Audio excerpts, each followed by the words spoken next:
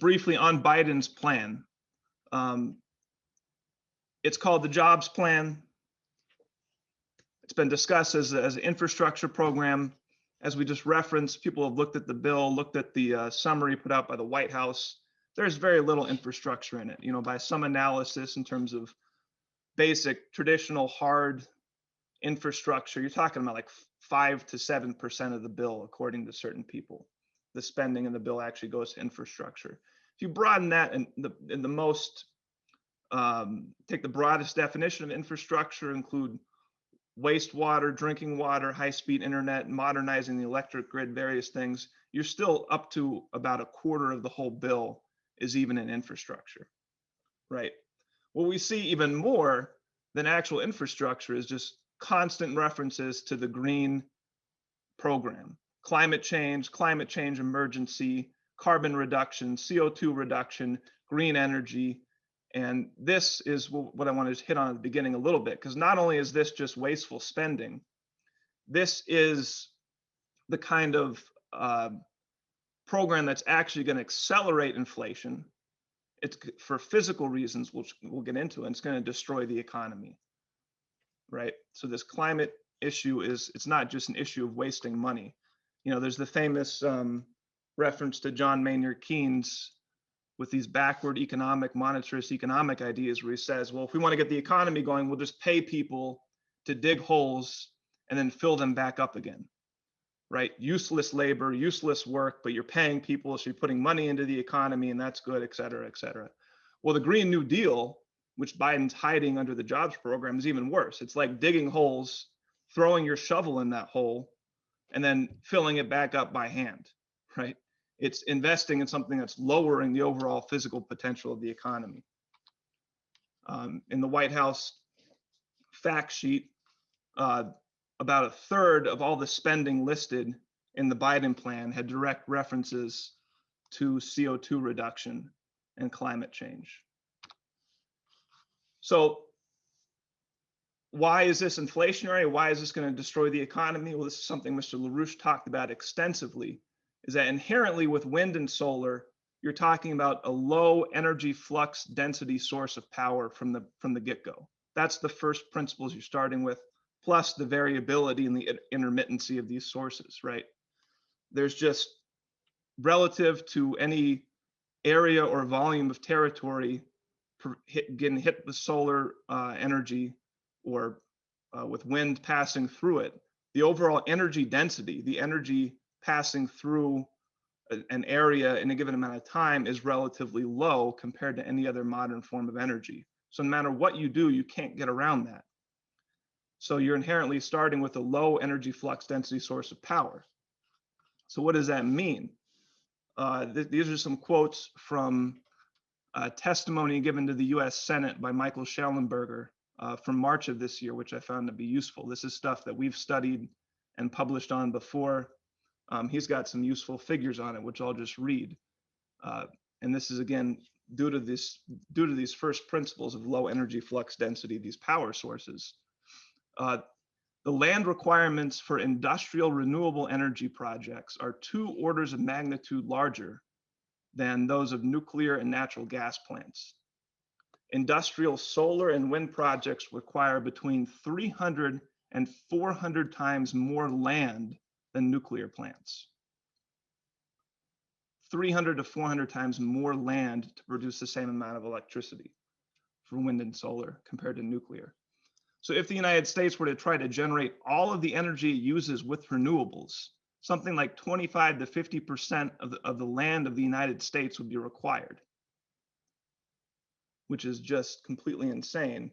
Or with nuclear power, it would be just 0.5% of all of the land of the United States, just to give you a sense of what you're dealing with. So inherently, far less energy flux density of the energy sources available, leading to hundreds of times more land area, plus the intermittency issue. The sun doesn't shine all day, you have clouds, et cetera. The wind varies. This creates huge fluctuations in the grid, which creates the need for large-scale transmission systems, discussion of large-scale energy storage systems. So all of this added together means that you're inherently pushing the economy into a mode where the physical cost to provide the same amount of electricity to society is dramatically increasing, right? This is inherently an inflationary process. You're increasing the physical costs. You're going backwards. This is what we'll get into. This is backwards from the entire history of human progress. You're going in the wrong direction. You're making it so the physical goods investment and the labor investment is actually providing less and less of the product you're trying to acquire, in this case, energy, through these sources. And aside from first principles, this has been demonstrated. Here's just one analysis from 2015, which I find to be very useful, just comparing simply if you just take two factors. What's the cost of electricity in various countries in Europe, and how much wind and solar is installed per capita for those countries. And lo and behold, you see an incredibly clean, direct relation where the more wind and solar energy you have, the higher your electricity prices. Just demonstrated in the actual reality of attempting to implement large-scale wind and solar, right? We see a similar case in California. Has been already demonstrated in the last decade. In the last 10 years, California has gone through a major push to triple its electricity generation from wind and solar, going from about 13% of its electricity to 39%. And in that same decade, electricity prices have grown almost 40%, meaning today Californians pay 50% more than the national average for their electricity, right? These are not insignificant figures. In 2020, 2020 alone, California's electricity prices grew 7.5%. The national average of every single other state, aside from California, was 0.25% growth for that year in prices. So again, these are not insignificant figures. And this is just a graph of the increase of California's electricity costs relative to every other state in the country averaged, right? As a direct function of this mass implementation of wind and solar. So I wanted to just present that because the other aspect that we see Biden pushing beyond which is in this jobs bill, this so-called infrastructure bill, is this push for 100% CO2 free electricity by 2035, 50% reduction of greenhouse gases relative to the 2005 level by 2030, right? So we're already seeing demonstrations of dramatic increases in cost when you're pushing renewables beyond like 5 or 10% of your energy supply.